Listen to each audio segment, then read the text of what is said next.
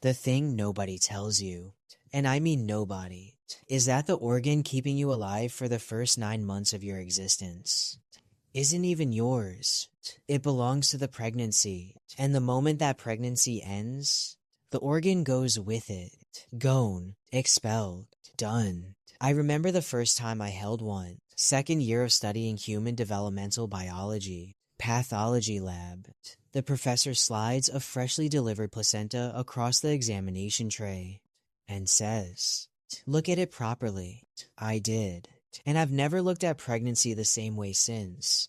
This is the placenta, the most underrated organ in biology. It starts fast. Sperm meets egg in the fallopian tube. Fertilization. A zygote forms 46 chromosomes, half from each parent, and it begins dividing immediately. Zero delay. By day 5, the cluster is hollow. Fluid fills the interior, creating a structure called the blastocyst. Inside it sit 2 populations of cells with completely different futures.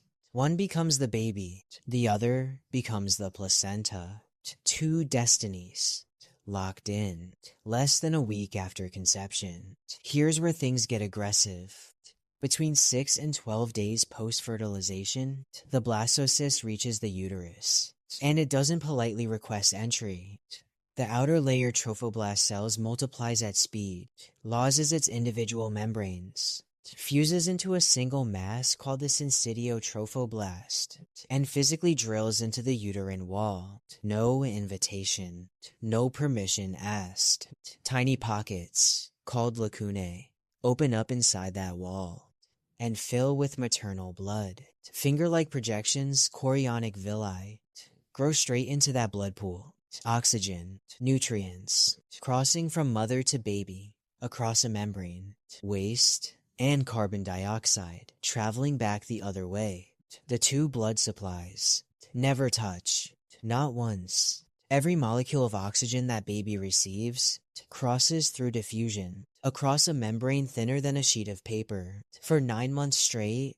And here's where it gets stranger, because the placenta isn't just managing a supply chain, it's running a pharmaceutical operation, and the first drug it produces is almost certainly making the mother's life miserable, on purpose. Right after implantation, the placenta begins producing HCG, human chorionic gonadotropin, the hormone a pregnancy test detects.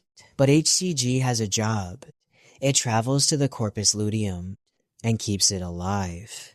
Because the corpus luteum produces progesterone, and progesterone stops the uterine lining from shedding.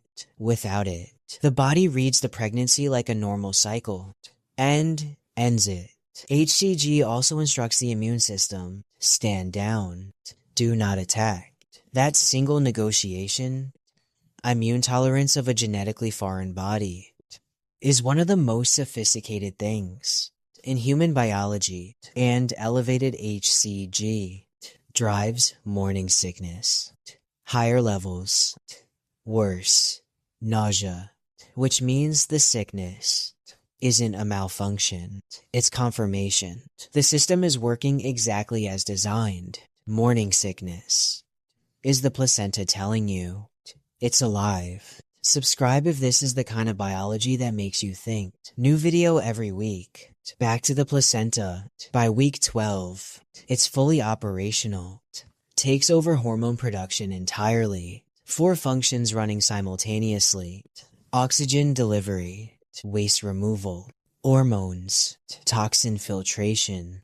Now, what comes next is the part most people have never heard.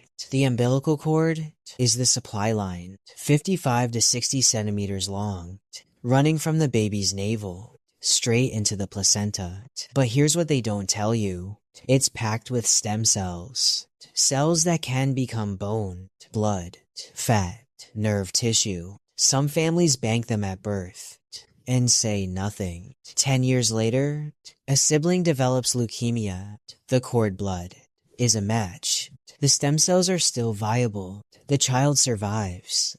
That afterbirth, most hospitals incinerate, saved a life.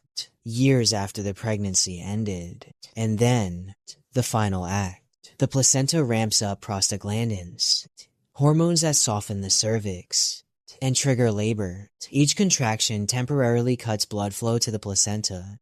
The organ compensates, reserves oxygen, manages the supply in real time, protects the baby through every peak. For hours after delivery, the uterus contracts once more. The afterbirth detaches, expelled, 500 to 600 grams. Job done. Built from nothing, ran everything. Gone. No other organ follows that arc. Grows on demand. Performs without fail. Exits when the job is finished. The organ that built you doesn't get to stay. Next video is right here. Subscribe, because this is exactly the science they should have taught you in school.